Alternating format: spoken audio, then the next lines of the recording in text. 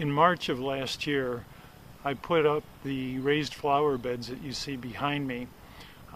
Brought in some soil, had some success growing tomato vines, but I was inundated with ants, and they came in and snipped off the blossoms. So it was a very poor year in terms of tomato production. This year, I tried something a little bit different with the raised flower beds.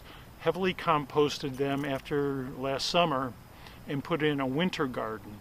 And it was just phenomenal how successful the winter garden was. So that might bode well for tomatoes this spring.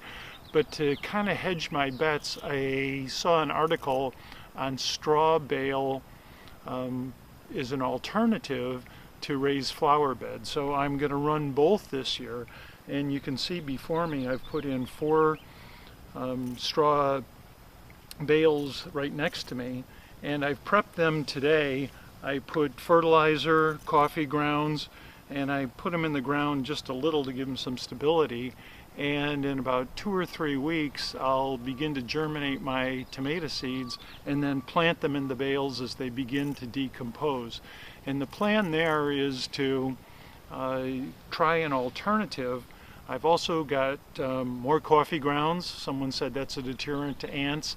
And then I picked up some diatomaceous earth, and I'll spread that around too, hoping to keep the ants away. But that is a serious problem at our house, our garden.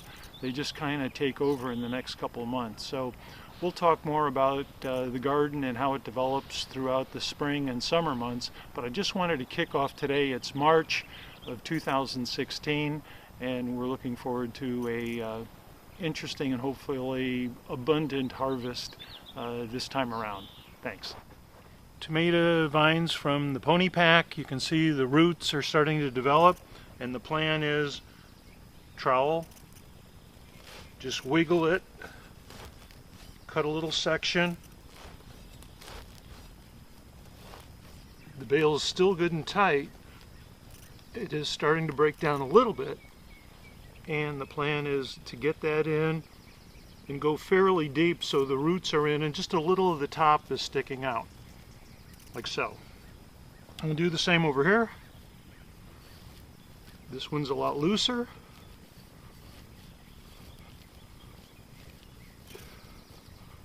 And you can feel the heat. It's nice and warm in there. Today's kind of a cool morning, a lot of fog, but you feel in here, I would say it's warm to the touch inside the hay bale. Now that all the tomato plants have been planted inside the ends of the bales, it's time to take a look at planting seeds in between. So here I'm putting down potting soil, and I'll spread that to a thickness of about 2 inches, and then I'll put my various seeds in. So you can see I'm taking the trowel, just putting a line in, and in this particular bale, I thought it would be neat to plant some spinach and see how that does in between the tomato plants. So 2 rows, spinach seeds going in, cover them up, and we should be good to go. Now that both the tomato plants and the seeds have been installed on the bales, it's just give them a good soaking and let nature run its course. We'll be checking back in throughout the course of the season to see how the garden's progressing, both in the raised flower beds and in this year's edition of the straw bales.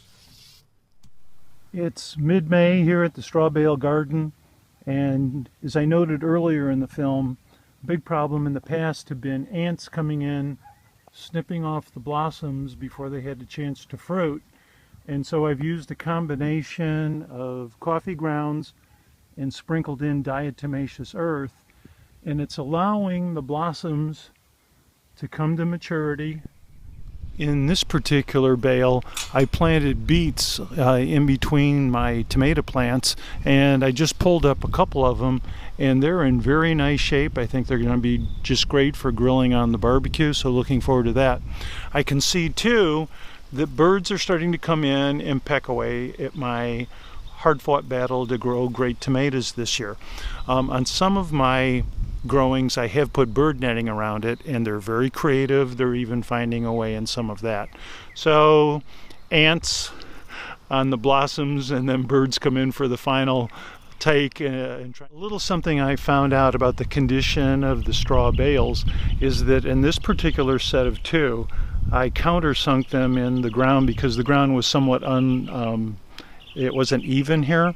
And I think that may have caused the collapse of this particular bale. Either that or it was the condition of the bale to begin with.